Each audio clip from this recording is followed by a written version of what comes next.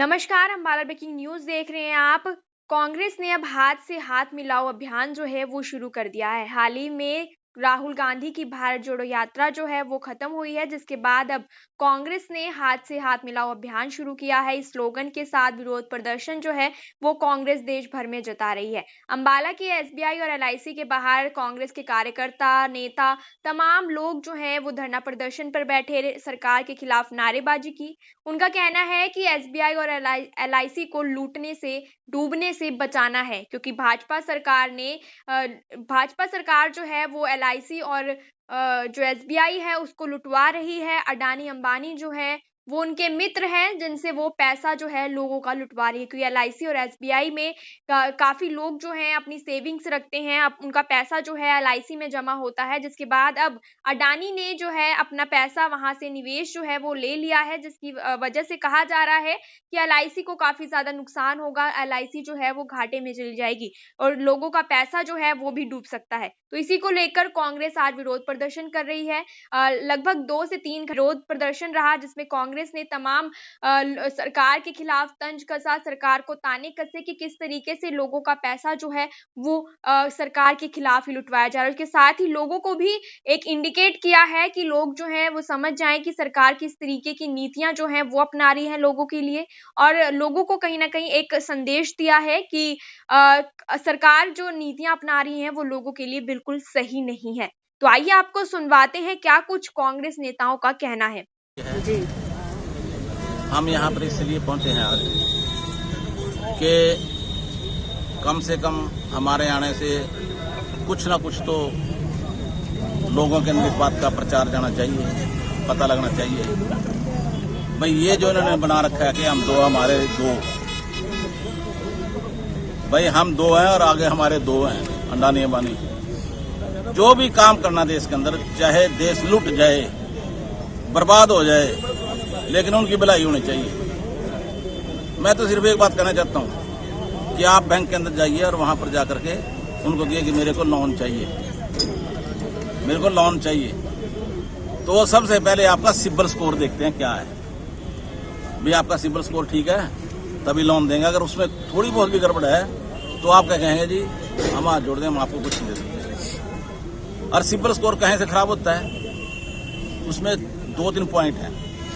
अगर बैंक से कोई सेटलमेंट हो जाए तब भी आपका स्कोर 0 पा जाएगा, या बैंक आपका कर्जा माफ कर दे तब भी 0 पा देगा, या आप डिफॉल्टर हो जाएं तब भी 0 पा जाएगा। तो जिस आदमी के पहले भी लोन माफ हुए हैं, मोदी साहब ने किए हैं, और जिसने पहले भी ये फायदे उठा लिए हैं, सेटलमेंट हुई है, उसको ये बार बार लोन कहे को दिए जा रहे हैं। अब एलआईसी ने कैसे दे दिया उसको?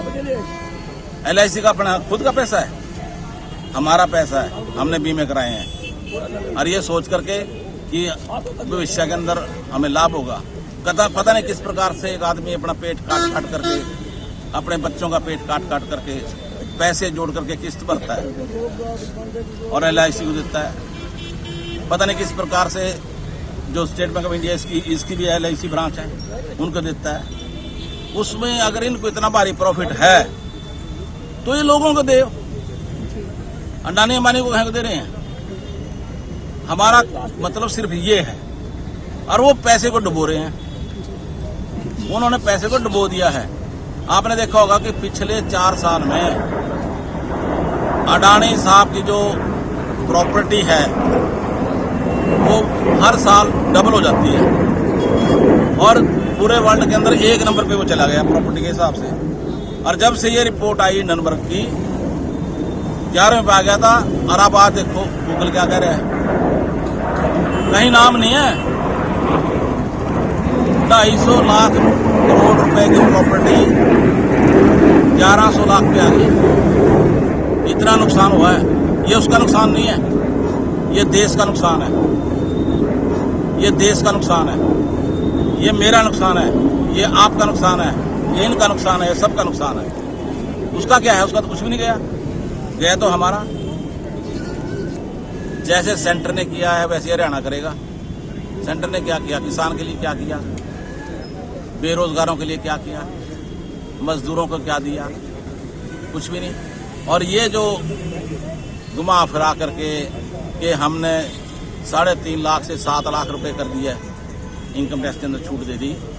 इसका खुलासा जो है ना, अब जो सीए लोग होते हैं, चार्टर्ड अकाउंटेंट, वो कर रहे हैं। वो जिस हिसाब से समझा रहे हैं कोई भी लाभ नहीं है, शब्दों का हेरफेर है, किया कुछ नहीं। सर भारत जो देखिए, मुझे यहाँ प्रभारी बना करके भेजा गया है इसी चीज़ के लिए। हमने कल भी मीटिंग ली थी, मैं एक मीटिंग और लूँगा और हम जोन बनाएंगे। पूरे हल्के के जो हमारे विधानसभा क्षेत्र हैं उनमें कम से कम भी 3-3, 4-4 जोन ऐसे बनाएंगे और उनमें उन जोनों के अंदर हम मेन 20-30 आदमियों की ड्यूटी लगाएंगे। और शहर में भी जो हमारे साथी चुनाव लड़े हैं, चाहे वो जीत गए चाहे वो हार भी गए हैं, उनको भी साथ लेकर चलेंगे ताकि घर घर जाएं और हमारा पंपलेट होगा, हम क्या करना चाहते हैं आगे और क्या इस सरकार ने किया है, वो हमारा पर्चा हर एक घर के अंदर पहुंचेगा, हर एक घर के अंदर पहुंचेगा। ये हमारी प्लान है। सर कुछ एज अ प्रभारी, आप प्रभारी लगाएंगे? देखिए, मैं जहां तक मेरा अपना अनुभव है, तो घर की राजनीति करते रहे, लेकिन इस यात्रा के बाद ये जो राहुल गांधी जी की यात्रा कन्याकुमारी से कश्मीर तक गई, वो भी निकल करके बाहर आ गए। जोश है कार्यकर्ताओं के बीच में, उनके अंदर जोश है। अब हर एक आदमी कह रहा है कि मैं भी अपना योगदान दूं। जो ड्राइंग रूम में बैठे थे वो भी फील्ड में आ गए, इतना तो मैं अनुभव कर रहा हूँ।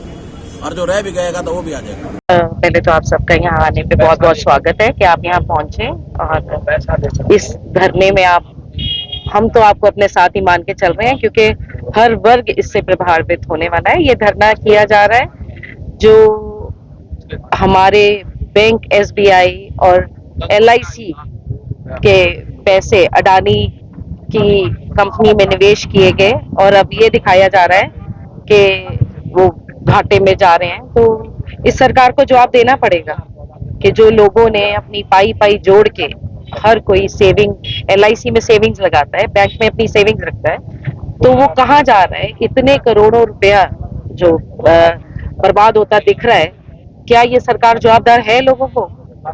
तो उन्हीं लोगों की आवाज बनकर हम लोग बैठे हैं इस धरना प्रदर्शन में, और पूरे देश में किया जा रहा है कांग्रेस पार्टी की तरफ से ये धरना। आगे कांग्रेस पार्टी का क्या रुख रुख ये रहेगा कि इस सरकार को जवाब देना पड़ेगा। तो जब तक नहीं वो कोई जवाब देते, और लगता तो नहीं है, 3 दिन से हमारे पार्लियामेंट भी बंद है, वहां भी लीडर्स यही जवाब मांग रहे हैं। तो जब तक नहीं जवाब देते, हम लोग बैठे हैं सड़कों पे, ऑपोजिशन का रोल निभा रहे हैं कि जवाब दिया जाए, कहाँ गया ये पैसा और किसके उस पे लगा दिया गया, एक ही इंसान को दिया गया है।